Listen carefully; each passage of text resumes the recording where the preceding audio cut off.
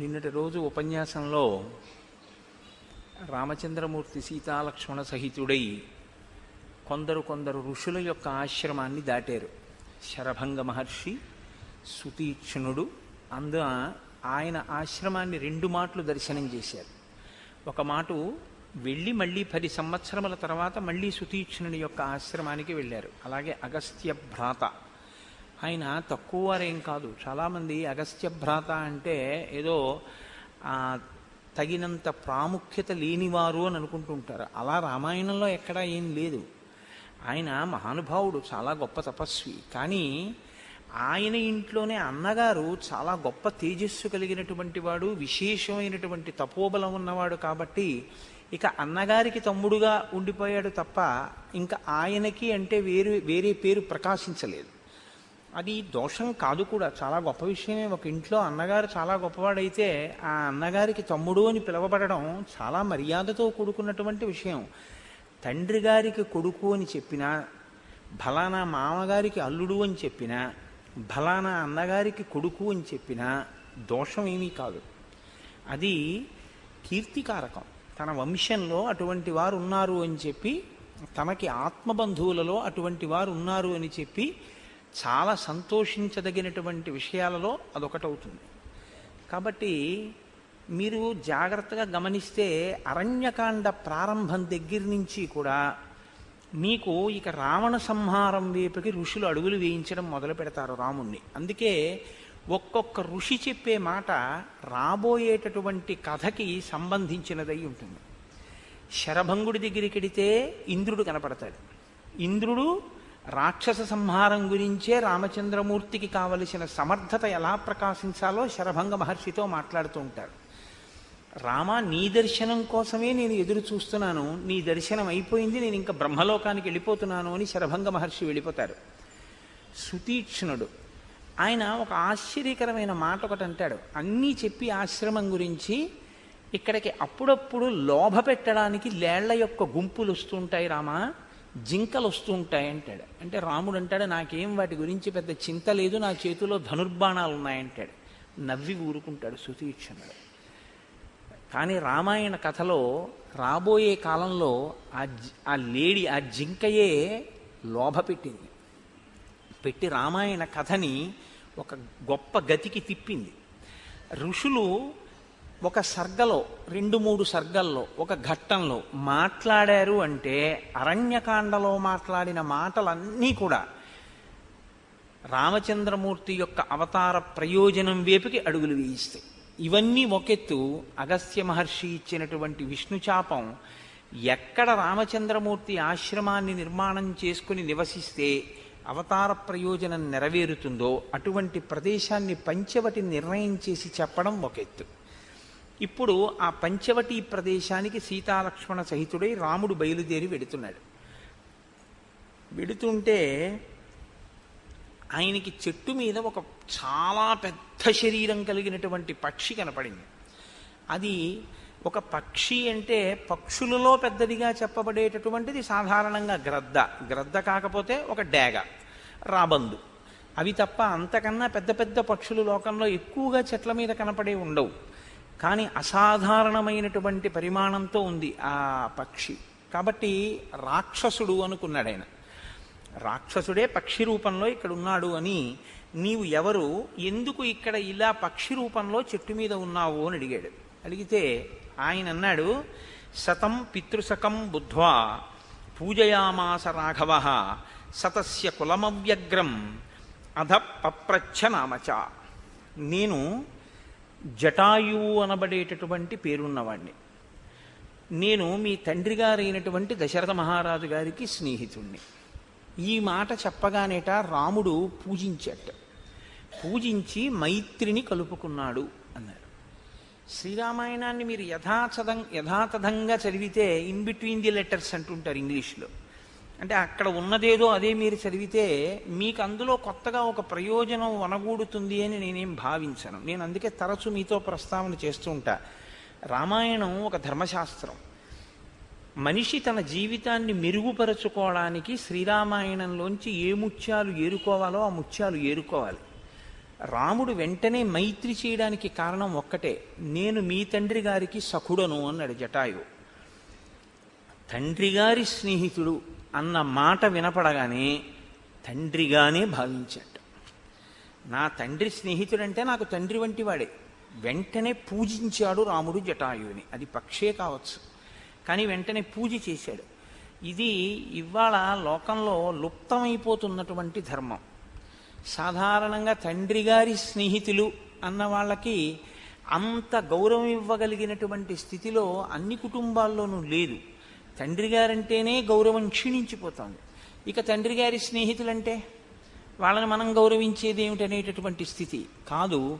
తండ్రి యందు అసలు ఆ గౌరవం ఉంటే తండ్రి గారి స్నేహితుల్ని గౌరవించడం వస్తుంది. రాముడు తండ్రి గారి స్నేహితుల్ని గౌరవించగలిగాడు అంటే ఆయనకి తండ్రి అన్నమాట మీద ఉన్న గౌరవం అటువంటిది. కాబట్టి ఆయన నీ పుట్టుపూర్వోత్తరాలు ఏమిటి, నీ వంశం ఏమిటి, ఎందుకు నువ్వు ఇలా పక్షి రూపంలో ఇక్కడ ఉన్నావు అని అడిగాడు. శ్రీరామాయణం చాలా ఆశ్చర్యకరమైనటువంటి అమృతస్వరూపమైన ఆదికావ్యం. కేవలం నీ పేరేమిటి అంటే నా పేరు జటాయువు అని ఓ మాట చెప్పచ్చు. కానీ ఆ పక్షి రామ నువ్వు సావధానంగా విను, అసలు నేను సృష్టి పూర్వం దగ్గర నుంచి ఎందుకు ఇలా ఇవన్నీ ఉత్పత్తి జరిగాయో నా పేరేమిటో నీకు చెప్తాను అంది. మీకు శ్రీరామాయణాన్ని బాగా చదివితే అనేకమైనటువంటి అనుమానాలు తొలగిపోతాయి. మనకి కావ్యపరంగా సనాతన ధర్మపరంగా ఏ ప్రాణులు ఎలా ఉత్పత్తి జరిగాయో మీకు అర్థమవుతుంది. జరిగితే ఈశ్వరుడు ఎంత గొప్పగా ఈ సృష్టి చేశాడు అన్నదాన్ని మీరు అవగతం చేసుకోవడానికి అదొక మంచి అవకాశం. మొట్టమొదట్లో ఈ సృష్టి యందు చతుర్ముఖ బ్రహ్మగారు కొంతమంది ప్రజాపతుల్ని సృష్టి చేశాడు. వాళ్ళందరూ బ్రహ్మగారి యొక్క మానసపుత్రులు. వాళ్ళు కర్దముడు, విక్రీతుడు, శేషుడు, సంశ్రయుడు, స్థాణువు, మరీచి, అత్రి, క్రతువు, పులశ్చుడు, అంగిరసుడు, ప్రచేతసుడు, పులహుడు, దక్షుడు, వివస్వంతుడు, కశ్యపుడు. వీళ్ళు ప్రజాపతులు. ఈ ప్రజాపతులందరినీ ఆయన ఏమన్నాడంటే, మీరు ఈ లోకంలో అనేక రకములైనటువంటి సంతానములు వృద్ధి పొందేటట్టుగా మీ మీ యొక్క తేజస్సులను వినియోగించండి అన్నాడు. ఇందులో దక్ష ప్రజాపతికి 60 మంది కుమార్తెలు. దక్ష ప్రజాపతి యొక్క 60 మంది కుమార్తెలలో 8 మంది కుమార్తెల్ని కశ్యప ప్రజాపతి వివాహం చేసుకున్నారు. ఆ 8 మంది పేర్లు అదితి, దితి, ధనువు, కాళిక, తామ్ర, క్రోధవశ, మను, అనల. 8 భార్యలు. ఈ 8 భార్యల యందు కూడా కశ్యపుడు ఏం చెప్పాడంటే, మీరు ఉత్తమమైనటువంటి సంతానాన్ని వృద్ధి చెయ్యండి అన్నాడు. కానీ అందులో ఆయన మాట విన్నవాళ్ళు కొందరు, వినని వాళ్ళు కొందరు. మీరు ఇక్కడ ఒక ధర్మ సూక్ష్మాన్ని నేను స్పష్టంగా చెప్పకపోతే కొద్దిగా ఇబ్బంది కలుగుతుంది. భార్య యందు సంతానమును పొందడం కోసమే వివాహం చేసుకుంటారు. అసలు వివాహం చేసుకోవడానికి సంకల్పం ఏం చెప్తారంటే ప్రజాపత్యర్థం అని చెప్తారంటే ధర్మబద్ధమైనటువంటి అర్థమును పొందుట కొరకు. దేని వలన? కామమును ధర్మబద్ధం చేసి అర్థాన్ని పొందుతారు. అర్థం అంటే డబ్బు కదండి. సంతానం అర్థం ఎలా అవుతుంది అని మీరు నన్ను ప్రశ్న వేయచ్చు. కామము ధర్మబద్ధమై భార్య యందు ప్రసరిస్తే, అలా ప్రసరించినటువంటి ధర్మబద్ధమైన కామము చేత కలిగినటువంటి అర్థమునకే సంతానము, కొడుకు లేదా కూతురు. ప్రత్యేకించి కొడుకుకి ఆ అర్థం బాగా అన్వయం అవుతుంది అంటారు. ఎందుచేత అంటే తను సంధ్యావందనం చెయ్యలేని పరిస్థితి ఏర్పడినప్పుడు కొడుకు సంధ్యావందనం చేస్తాడు. తండ్రి పేరు మీద సంధ్యావందనం చేయడానికి అధికారం కొడుకు ఒక్కడికే ఉంటుంది. కాబట్టి కొడుకు ఆ సంధ్యావందనం చెయ్యొచ్చు. మంచాన పడిపోయి ఉన్న సంధ్యావందనం మానడానికి వీలు లేదు శాస్త్రంలో. మృత్యుముఖంలో ఉండి మంచంలో ఉండిపోయాడు అనుకోండి, ఏది మానకూడదు అంటే సంధ్యావందనం మాత్రం మానడానికి వీలు లేదు, చెయ్యాలి. అప్పుడు కూడా చెయ్యాలి. అందుకే చస్తుంటే సంధ్యమంత్రం అండి అని ఒక సామెత వచ్చింది. చచ్చిపోతున్నా కూడా ఆ సూర్యోదయ సూర్యాస్తమయాలు ఆయా కాలముల యందు సంధ్యావందనం చేయవలసిందే. మరప్పుడు తండ్రి గారికి అసలు ప్రాణంతో ఉన్నాడు తప్ప సంధ్యావందనం చేసేటటువంటి స్థితి కాదు. మరి ఎవరిప్పుడు గట్టెక్కించాలి అంటే కొడుకు ఉండాలి అని కోరుకునేది. ఎందుకంటే 2 కారణాలకి కొడుకు ఉండాలని కోరుకుంటారు. ఈ 2 కారణాలకి కొడుకు లేకపోతే అసలు కొడుకు అన్నవాడు ఉండడం వల్ల శాస్త్రీయమైన ప్రయోజనం ఏమీ నెరవేరదు. వాడు నాన్నగారి డబ్బులు పుచ్చుకోవడానికి కొడుకు అయితే అంతకన్నా అసహ్యకరమైన విషయం లోకంలో ఇంకోటి లేదు. రెండే ప్రధాన ప్రయోజనాలు ఉంటాయి. మూడవ ప్రయోజనం ఒకటి ఉంటుంది, దాన్ని కోరుకోకుండా ఉండడమే మంచిది. ఎవడికి వాడు తరించే ప్రయత్నం చేయాలి కొడుకు మీద ఆధారపడిపోవడం కన్నా. మొదటి రెండు ప్రయోజనాలుగా ఏం చెప్పవలసి ఉంటుందంటే, ఒకటి, తను సంధ్యావందనం చెయ్యలేని స్థితి కలిగితే, అంటే సంధ్యావందనం చేసేటటువంటి అధికారం ఉన్నవారై ఉన్నప్పుడు కొడుకు తండ్రి పేరు మీద సంధ్యావందనం చెయ్యవలసి ఉంటుంది. అలా చేస్తాడు వాడు అని కొడుకుని కనాలని కోరుకుంటారు. రెండవది దేనికి అంటే, తన ఇంట్లో ఉండేటటువంటి సింహాసనానికి అర్చన ఆగిపోకూడదు. తనతో అర్చన ఆగిపోయింది అనుకోండి, తన తర్వాత ఆ సింహాసనం ఏమవ్వాలి? ఇంకా ఆ గోత్రనామాలతో అర్చన చేసేవాళ్ళు ఎవరు లేరు, కొడుకులు లేరు. కాబట్టి ఆ సింహాసనానికి అర్చన ఆగిపోతుంది అక్కడతోటి. కాబట్టి పరంపరాగతంగా వస్తున్నటువంటి సింహాసనానికి అర్చన ఆగిపోకుండా ఉండడం కోసం కొడుకు కావాలి అని కోరుకుంటారు. మూడవ ప్రయోజనం, అనుషంగిక ప్రయోజనం, దానికి పెద్ద విలువ ఇవ్వద్దు అని నేను మీతో మనవి చేయడానికి ఒక కారణం ఉంది.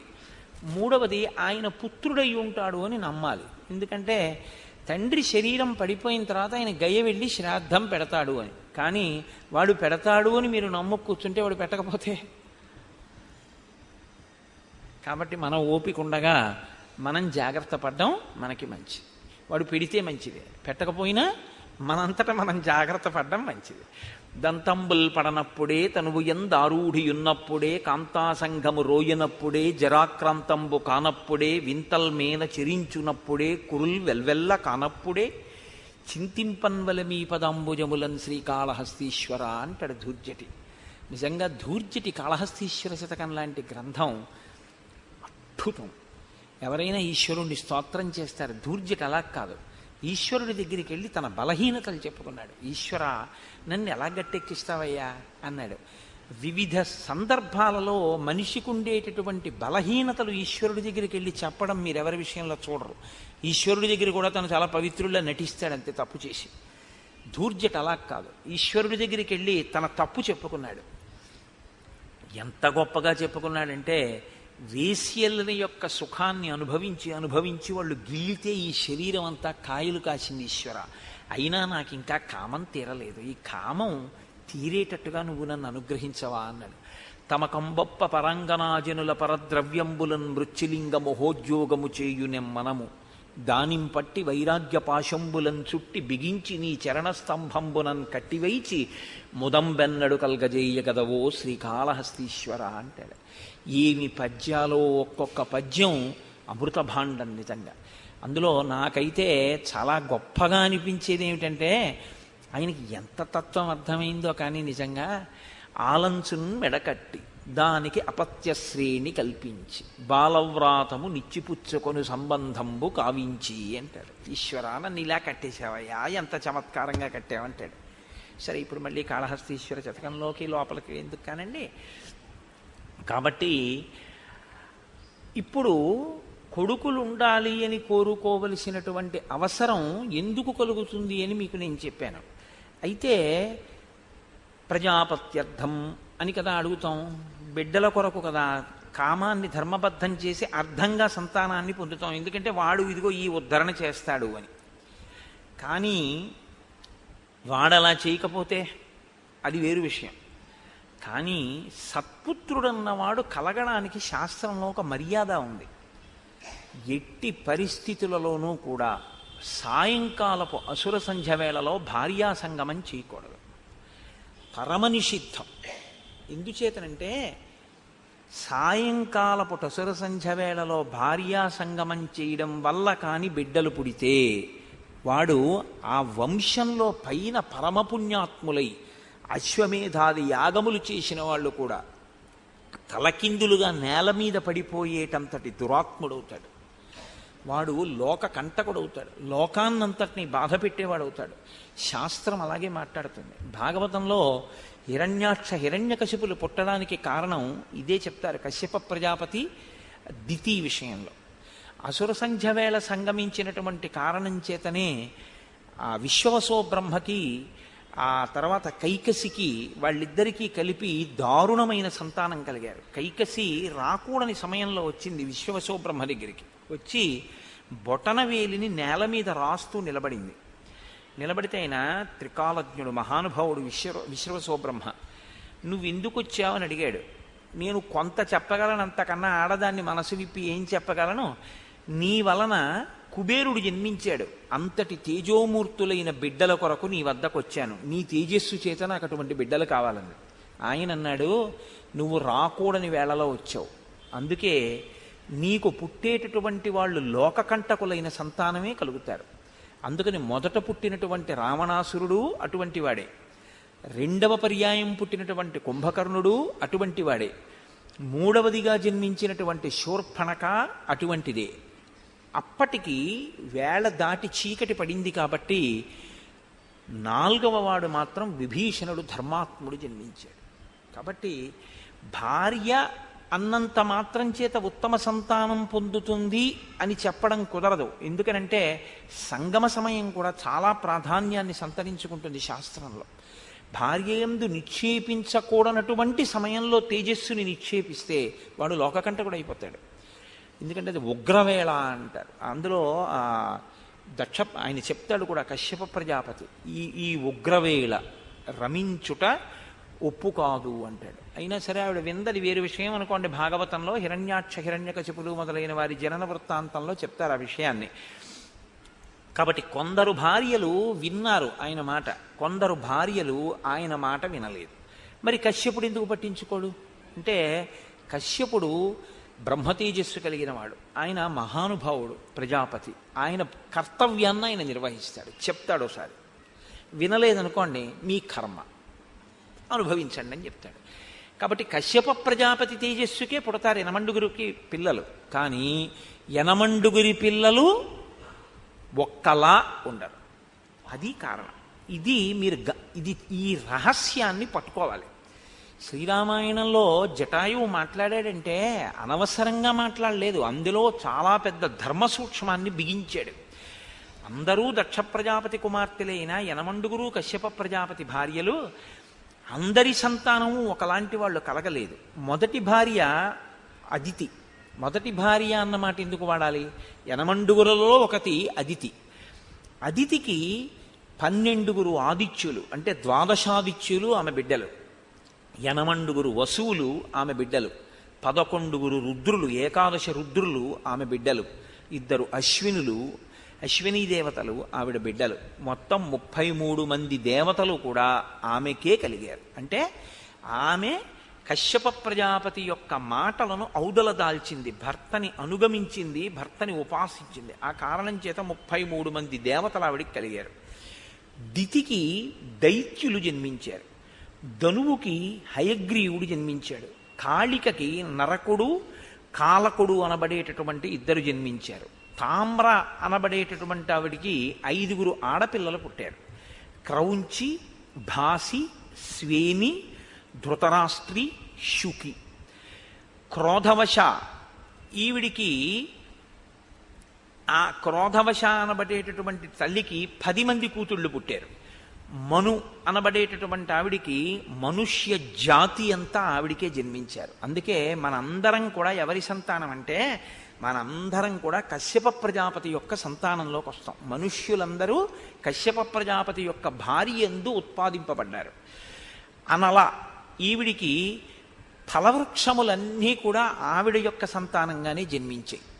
ఇందులో మళ్ళీ చిత్రం ఏమిటంటే, తామ్రకి జన్మించినటువంటి 5 ఆడపిల్లల క్రౌంచి, భాసి, స్వేని, ధృతరాష్ట్రి, శుకి అనబడే వాళ్ళల్లో క్రౌంచికి గుడ్లగూబలు పుట్టాయి, భాసికి భాసపక్షులు పుట్టాయి, శ్వేనికి డేగలు గ్రద్దలు పుట్టాయి, ధృతరాష్ట్రికి హంసలు పుట్టాయి, శుకికి నత అన్న కూతురు, నతకి వినత అన్న కూతురు, వినతకి గరుడు అరుణుడు అని 2 కొడుకులు, అరుణుడికి సంపాతి జటాయువు 2 బిడ్డలు. అందులో నేను సంపాతి తమ్ముడు జటాయువుని. ఇందులో మళ్ళీ చిత్రం ఏమిటంటే, ఈ వచ్చినటువంటి వాళ్ళల్లో క్రోధవశ అనబడేటటువంటి ఆవిడికి కశ్యప ప్రజాపతి భార్యలలో క్రోధవశకి 10 మంది కుమార్తెలు జన్మించారు. వాళ్ళు ఆ కుమార్